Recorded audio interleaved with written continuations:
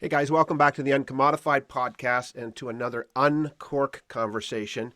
Today, I'd like to welcome to the show a good friend of mine. You are going to be delighted to meet him. He's a fascinating man, one of the most uncommodified men I have ever met. His name is Tom Vogel. Tom, welcome to the show. Hey, thanks, Tim. Awesome. Listen, Tom, thanks for joining me today. I think Tom, we met about 7 or 8 years ago, probably for the first time. And ever since then, we've had some amazing times together with you and your wife, Carolyn, just great people. And I am so looking forward to this conversation today of introducing you to my guest. Now, how am I going to introduce Tom Vogel? So here's what I want to say. Listen, for those of you who've never met Tom, let me explain a few things about him. He has never taken his career very seriously, although he has an amazing career. He doesn't climb ladders. He doesn't scale tall buildings. He doesn't do formulas for success. He doesn't even really want to be the top dog. Although, Tom, I think you are a top dog in the areas that you choose to be in. Although you've never really wanted to be the top dog, I think you Mm. are. The top Tom, maybe. And in fact, uh, you know, the challenge is that how do I describe you? Because if I tell people that you're a professional photographer, they're going to have a certain image, but Mm. it's much more than that for you. So for the past 30 Mhm. years, you've done certain things, but you aren't your typical photographer. That's for sure. Because I don't even know if you are a photographer, and that's something we're going to get into today. So Yeah. if we don't know exactly what you are, if you're a little bit of an enigma wrapped in a conundrum, if that's Uh, Tom Vogel, if I gave you enough drinks, maybe, possibly, we'd find the truth. Now, it is 10 in the morning, uh, so I usually would pry the truth out with a whiskey, but since it's 10 in the morning, I'm going to pry it out with a coffee today. This is an uncorked conversation. It always starts with a drink. So cheers to you, sir. hey, cheers, buddy. It's great. Awesome. Looking forward to it. So listen, Tom, as we get started, here's my question to you. Mhm. Uh, I got this. I only know one way to say it. Look it. What the hell are you, and what are you all about at the end of the day, Tom Vogel? What are you? What do I was you like, do? oh, I love it. What a great question. Okay, so a little back. So I love to teach as well. So yes, I do all these things, but I love teaching. And I had a while there where I was teaching at Conestoga College, and I had this class full of 30 young students, about 30, 35, just packed up the class. And I was teaching photography. Okay, and they're paying good money to come and get photography teaching by the master of photography. Anyways, they're in there, the place is bustling. It's the very first day. You know, you got to win them, right? You got to win that class. So there it is, first day, and I say, "Hi everyone, I'm Tom Vogel." But wait, and I go over to the door and I look out and I look around, and then I shut the door, and very conspiratorially, I come back and say, "Look, I have a confession to make." And they, of course, this class goes quiet. They all start leaning forward. Confession. You know, people start going all over the place with that. So here's my confession. I'm not a photographer. And they laugh, you know what I mean? Ah, good joke. And I laugh along with them, right? And then I stop and I get serious. Oh, no, seriously, I'm not a photographer. And a bit more laughter. No, I'm serious. I am not a photographer. Now they start to grumble a bit because they're paying good money for this class. And this is, look, what I am is I'm a storyteller. Just so happens photography is the medium I love to use for sure. But oh my God, over my career and over the years, the span of the many years, I've used all sorts of different types and permutations of that storytelling element of myself. So it's just, I'm a storyteller. And just so happens, yeah, those other features really come to bear. Now, here's what I add on to that. They're students, young kids, you know what I mean? They're going out into the world soon. They've got heads full of hair, lucky little buggers. And I said, look, so what it is I don't really care about my career. I don't really care about career. And you got it right earlier when you said that I don't take my career seriously. I don't, because seriously, my career is I've lost count of the many permutations that it has become over the years. What I have is a vocation. Now that sounds very religious. And I put little hands up here, but it's a vocation. It's not a career. I've been groomed to be this way since I was a child, and so I tell these kids, I say, look, in my vocation, if I follow my vocation, if I dig deep or dip deep into that well, that very deep well of my vocation that's bigger than me, if I dig into that or like dive deep into that, I I have to work hard to be bad at what I do. I have to work really hard at it. I mean, I've got to shoot the boss's wife and kick their dog or something to get fired because I'm doing what I love best. However, on the opposite end of that, if I was to become, let's say, an accountant or a bricklayer's helper, seriously, I may as well run a meth lab. At least I'll make some money. You know what I mean? Because I am terrible at those things. But in my vocation, hands down, I just flourish. I can't help myself but be good at what I do. Wow. Hey, listen, as you guys listen into this conversation today, there's going to be times where I'm going to just stop and punctuate some things for you to think about. That's a great thing. If you're listening in today, you need to think about, do you have a career or do you have a vocation? Wow. Mm-hmm. That is different. That is different. And I feel the same way about what I do. Somebody asked me the other day, I'm in my mid 50s, and somebody asked me about, when are you going to retire? And I'm like, Yeah. retire? Like, why would I retire? And I'll retire at the point where I add no value to anybody anymore. But why would I retire? Even if I didn't get paid, I do what I do because it isn't a career. It is a Mm-hmm. vocation. It's a calling. It's who I am. It's what I was made to be. It's the unique DNA of what I have. And I know in talking to you, Tom, I think this is where you and I have a similar ilk. Oh, we have this the shorthand between each other when we talk. I know I totally get that, I and I love know. what you said about the fact that you're getting paid for this. Honestly, one of my lines that I use, and I say it because I know it always gets a rise and it gets a good laugh out there. But I am serious when I tell you that I can't believe they pay me to do the job that I do. I just can't believe it. I know. I feel the same. I feel like I'm stealing some days. I mean, really. But you know what? I'll do it if you let me. It works for me. Exactly. So listen, you talked about sort of the genesis of this for you. So here's a Mm, question. So you are a storyteller, and mm, you have different mediums and media mhm. that you use to tell that story. But Right. when did you first discover your passion for storytelling? How did it find Tom Vogel? Like, were you telling stories in the womb? It's a possibility. Is that a That's a possibility? possibility. Okay, so the first person to alert me to the fact that I had this thing, this vocation, this greater gift that's bigger than my intelligence. Because seriously, I'm not a very bright guy in most cases, but this thing is bigger than me. So my mother, she tells me, and she's a German. So we came over from Germany when I was 2.5 years old. She set up a life, and she had to learn English, all that kind of business. And so there I am at the age of 4.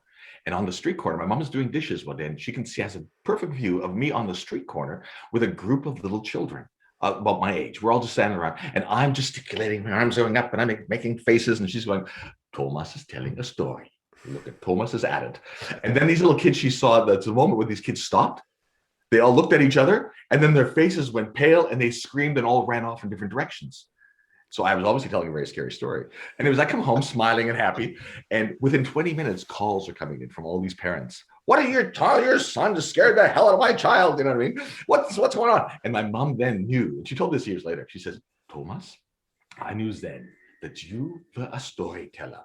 Ah. It runs in our family. There are people in our family who have been storytellers, and you are one of them. Because I could see you with those children. You had them eating out of the palm of your hand.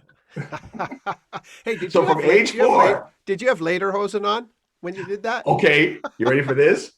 I possibly did. Look at this, grade 1, my mom sent me to school first day in lederhosen. Nice, nice. Okay, early 60s, not a very good idea, you know what Now I mean, you, in Canada. well, now you just wear hosiery. Just hoser, exactly. Hey, come on, lederhosen, they work really well. I'm considering them now at this older age. I'm thinking lederhosen are pretty tough. They do the weather well. Tom, if any man that I know I could appreciate seeing in lederhosen, it would be you, sir. Seriously. Now, I'd hope Oh, you'd have something else on with the lederhosen, but I mean, yeah. leather shorts are Mhm. pretty cool. They're cool. They're cool.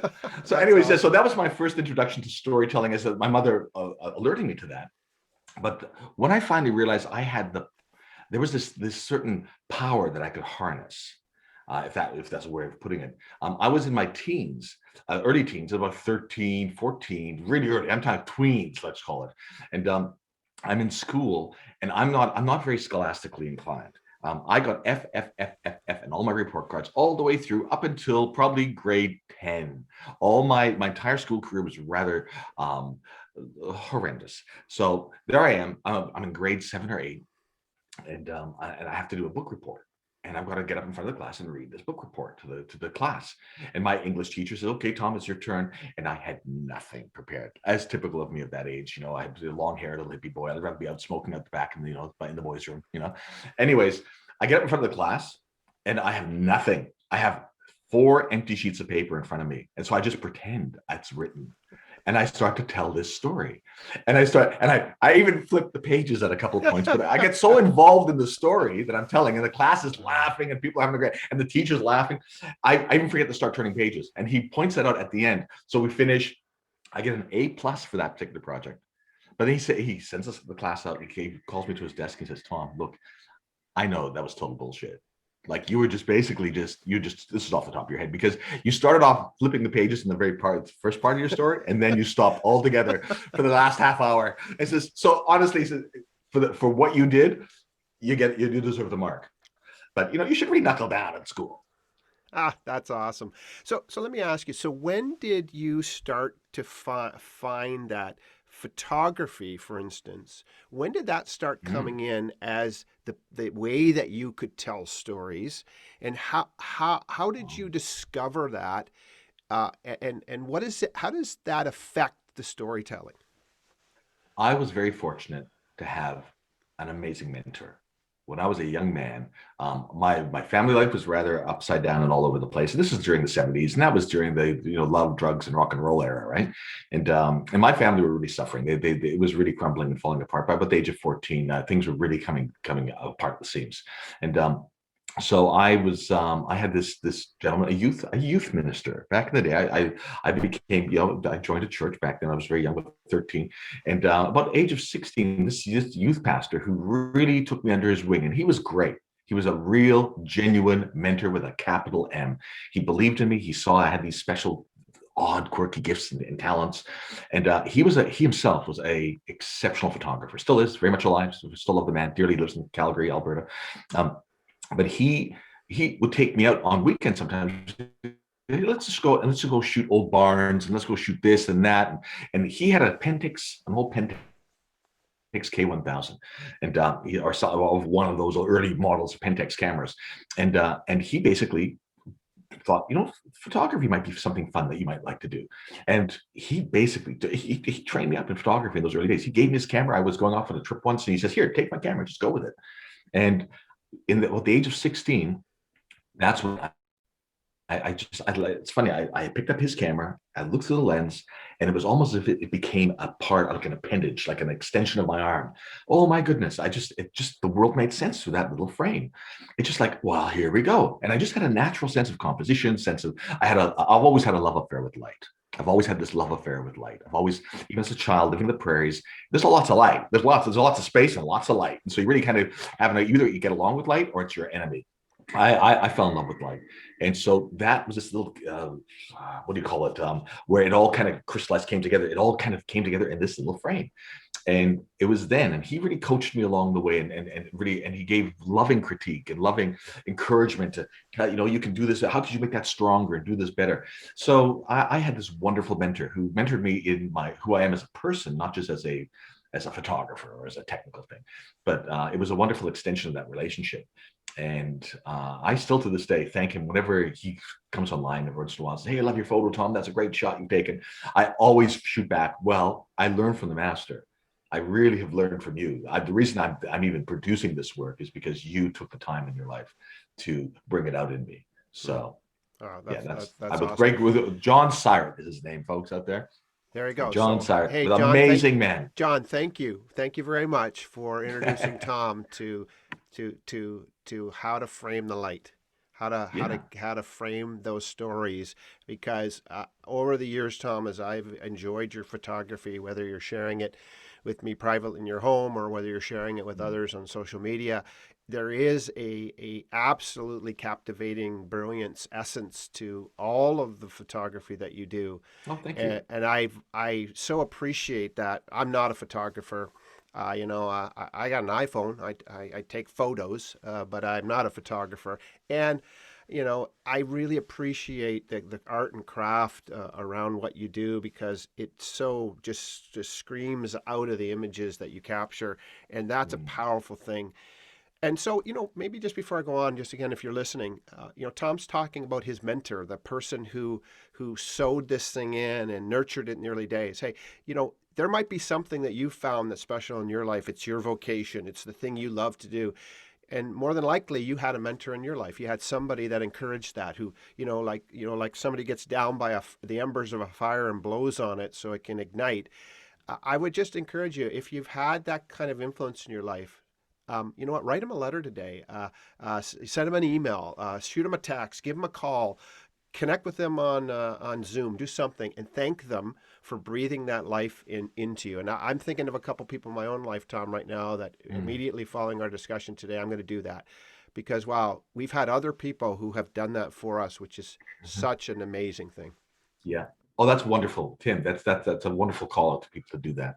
Yeah, You know who awesome. that it actually moved me deeply. I saw the movie, the Fred Rogers story with Hmm. Tom Hanks playing the character. But I actually the most moving moment for me was even in that movie was really touching. But in the actual live event that occurred when Fred Rogers went up on Mr.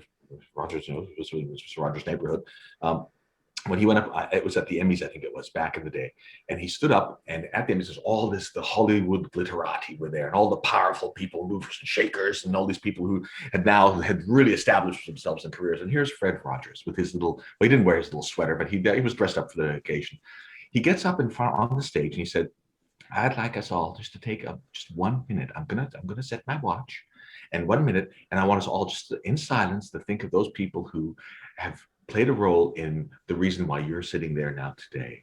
And he hit the watch, and it was silent for 1 minute, and the camera goes around, and you see people crying, and people are coughing and trying to cover their tears, and it literally shook. It was like an earthquake of emotion in that room in total silence. At the end of it, he said, "Thank you. You see, we're all here for a reason. And it's not just because we're clever, it's because people have supported us and have believed in us in the beginning."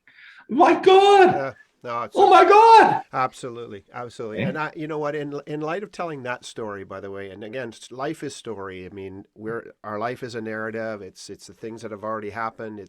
I did a podcast number that was released a number of months ago, Mhm. called "The Mystery and the Magic of the Unyet and the Unmet," and it's all about this idea of our story that's already been written or yet to come, and how we can Oh, prepare for that story. When we think of story, here, I want to ask you a question. What makes the best story for you, whether spoken or captured on camera? What is the essence of a great story? oh, okay. That's the big question. So, what is life about? I know, So I know. it's good. It's That's just a good. small little question.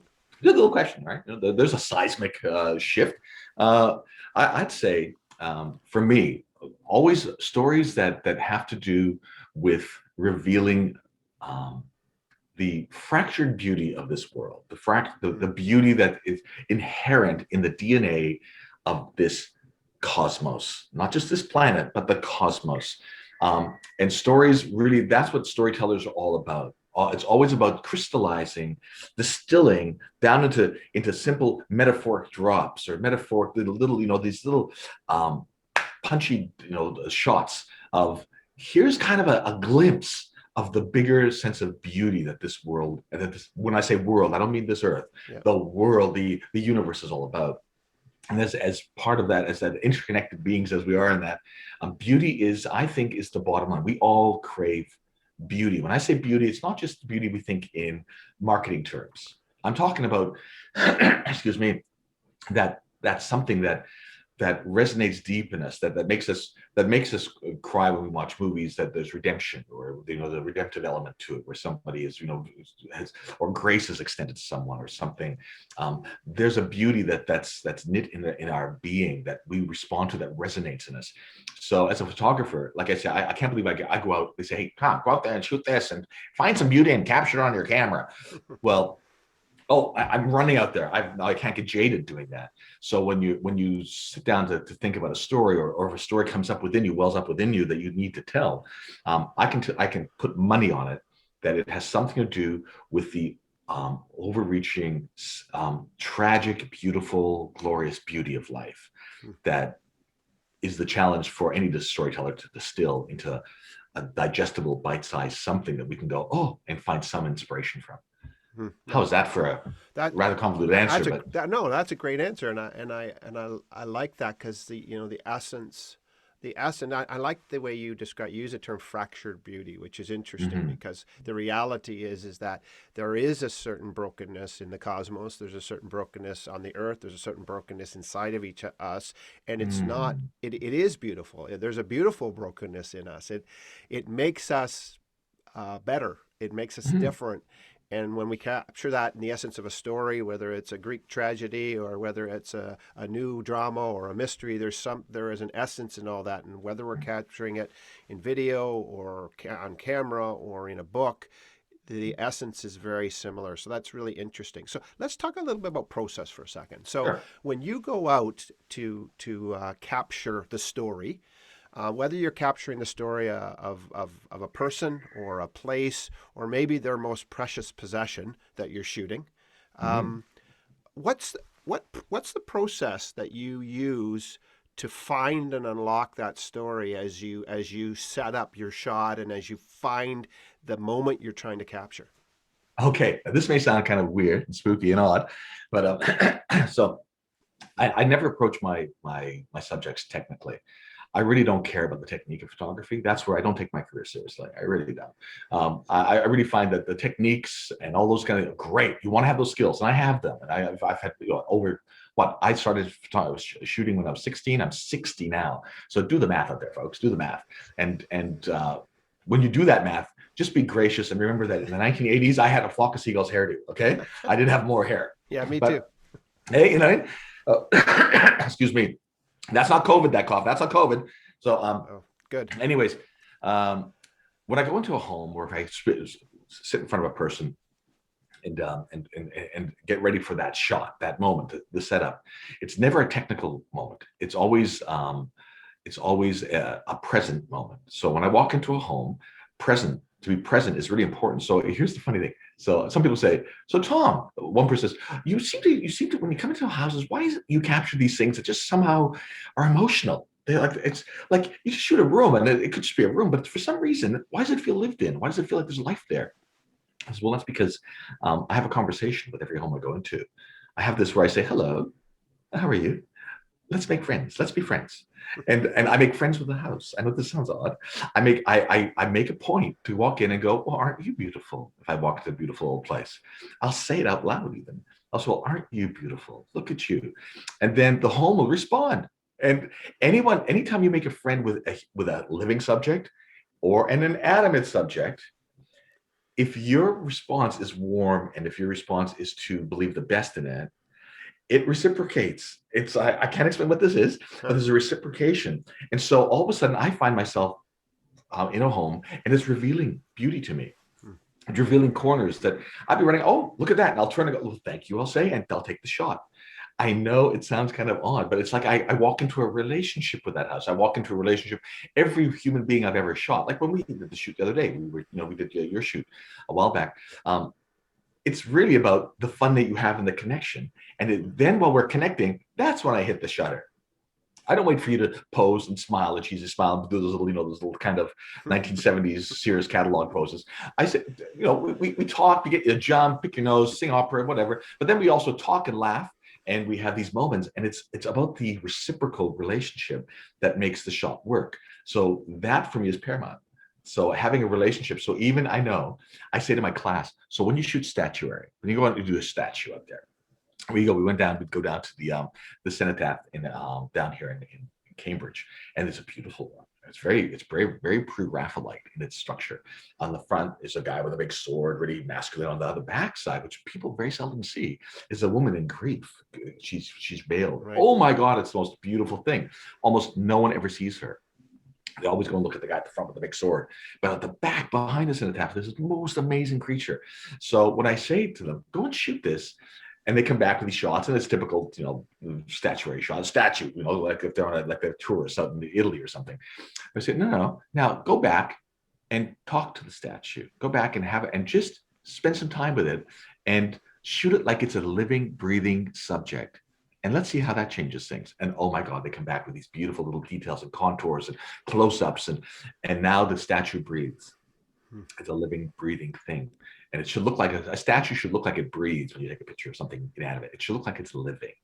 And so how's that for an odd answer? So Well, no, it's interesting, and we should give some context to the listeners. So your primary business today, although you shoot lots of different photography, is mm, you have developed an amazing ability to shoot high end real estate, mhm. and for the purchase and sale of those homes, and you have an amazing business that your team does phenomenal work, Oh, I and love them. I where love them. yeah, where Yeah. so listen, if people want to see your work, that's a good question first of Mhm. all. If people wanted to see your work, where would they go to see it, Tom? Easy peasy.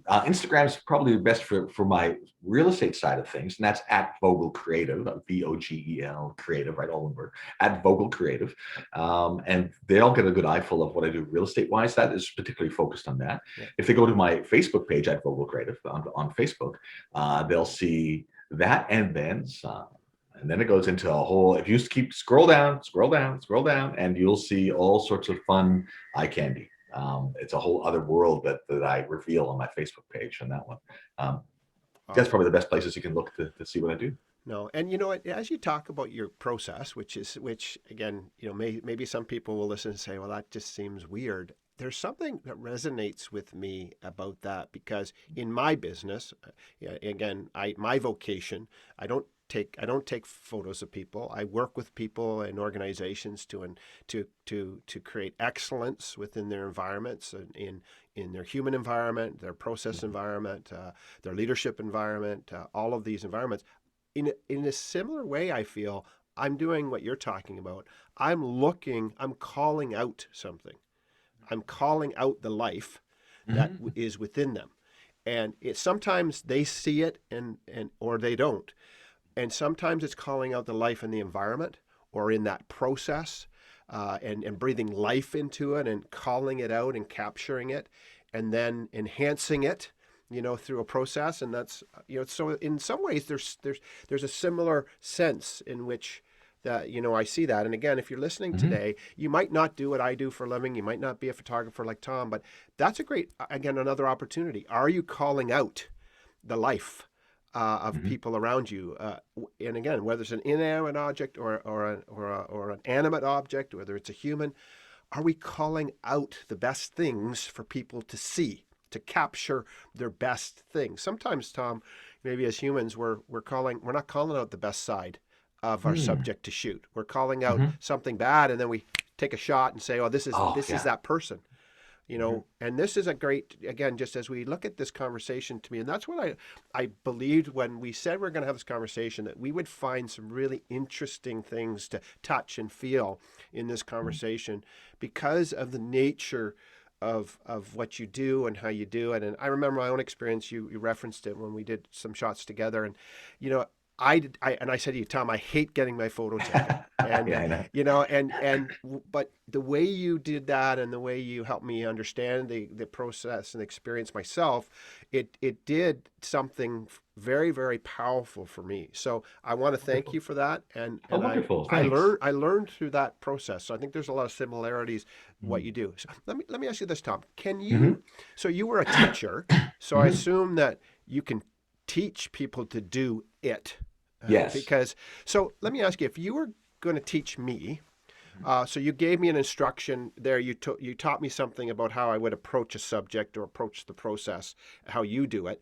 What other things would you say to me if I want to be a great? So two things. If I want to be a great storyteller, regardless of the medium, what's one thing you could do to teach me to be a better storyteller? And second of all, if I want to be a better photographer, what's one thing that you could teach me that would make me intrinsically a better photographer?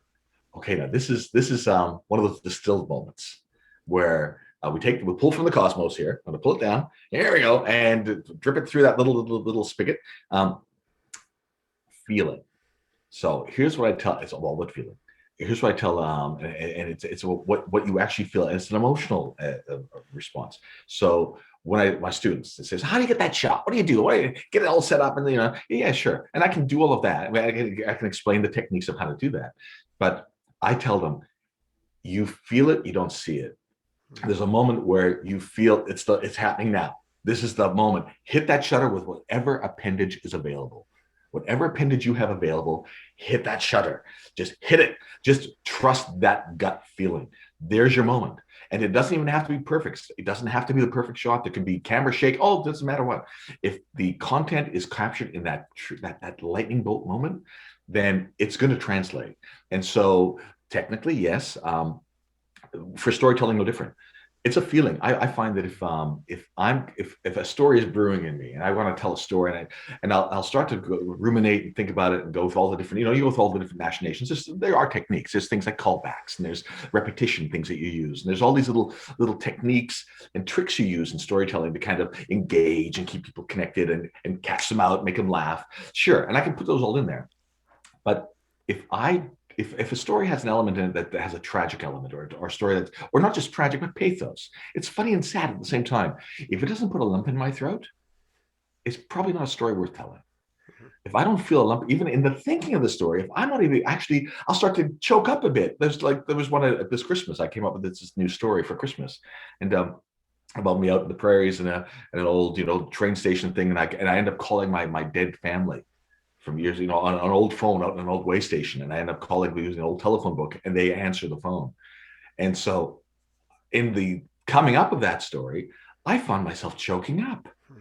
It was completely fabricated, but I felt real. It felt real. There's something emotionally real about it. So feeling real, if you can harness the feeling of the story, the work you do, the technical, the photo you're about to take, if you can feel that moment, if you can actually, oh, that's it. Trust it, jump, and there you go. There you now are in lockstep with the universe, in really affecting, making an impact in some way. And it doesn't have to be an impact on like some big grand sense, like on the world and change the world. No. It can just be an impact that changes you, and that can be enough.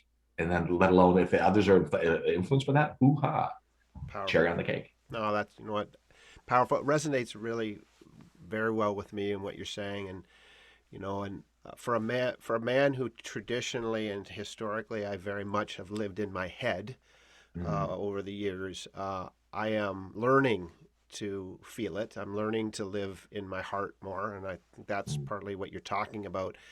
And I believe that you can teach people to do that because I'm being taught that by different sources in my own life. I am a much more empathetic person today, not in a way that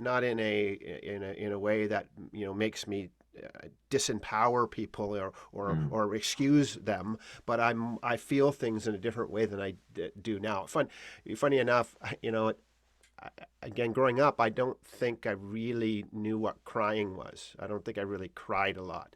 The other day, my wife and I are watching a TV show, and again, I'll just fess up. I've developed a love of watching baking shows with my wife, and I don't know if it's COVID. There's a confession. That'll shut the classroom I don't know up. if COVID craziness has gotten me, but anyway, we're watching the British baking show, and and we come down to the finale, and the guy that I really wanted to win wins, and I start crying while I'm watching the British baking show, and I'm like, oh my gosh, that's craziness. But Tim, that's wonderful. Well, apparently I'm getting in touch with something. But what I guess why I'm sharing that is that I really resonate with what you said.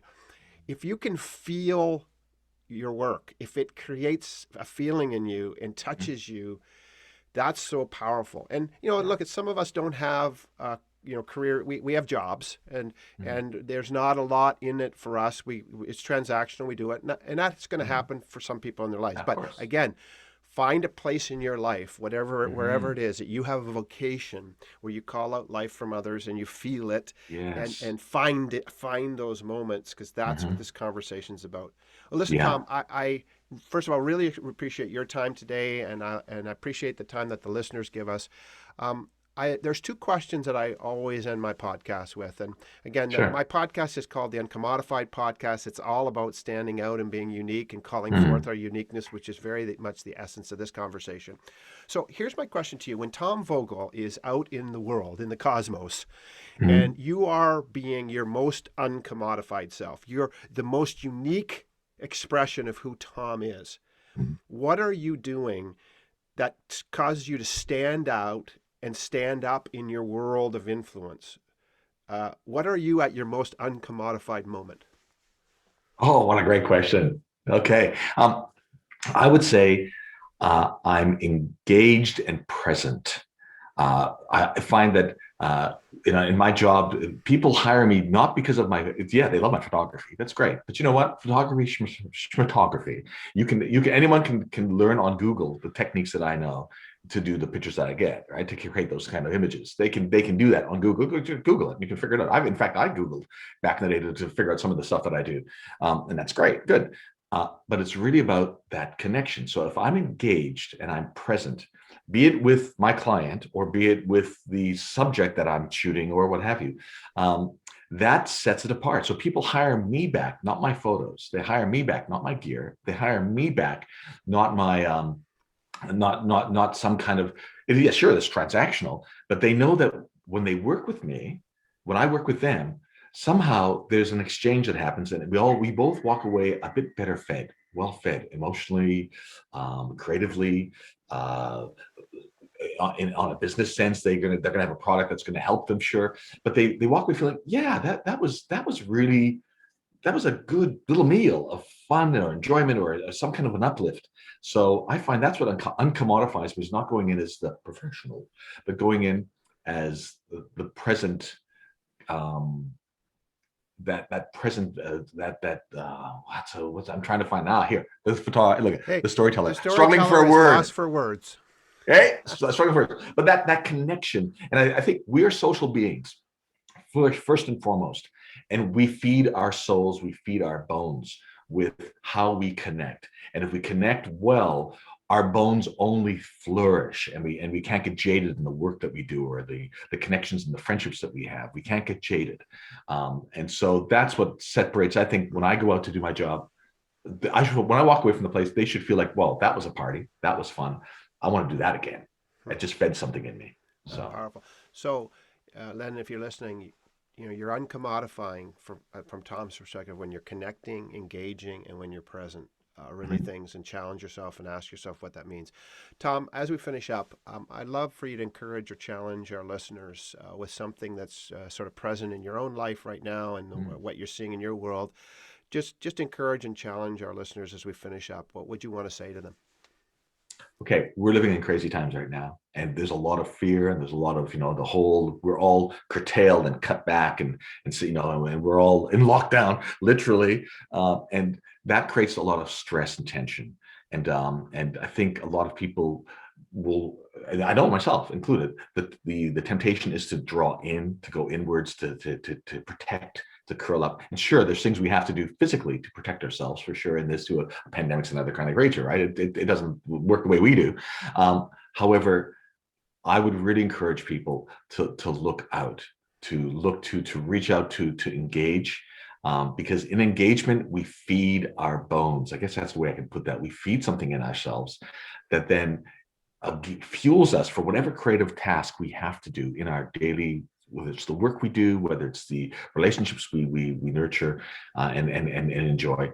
I find that if we look out, not inward, we're going to be better placed, not only during this pandemic, but post-pandemic too as well, to really be better at what we do, because we will have the fuel, the inner energy, and wherewithal to do what we have to do in just Excellent. living life. Excellent. Isn't life amazing? It is. it's a Life's wonderful, it's amazing. a wonderful thing, eh? It's an amazing journey. And Tom, thanks for the journey of this conversation today, and thanks for that encouragement to my listeners. Listen, guys, thank you very much for listening in today. I want to wrap up this way.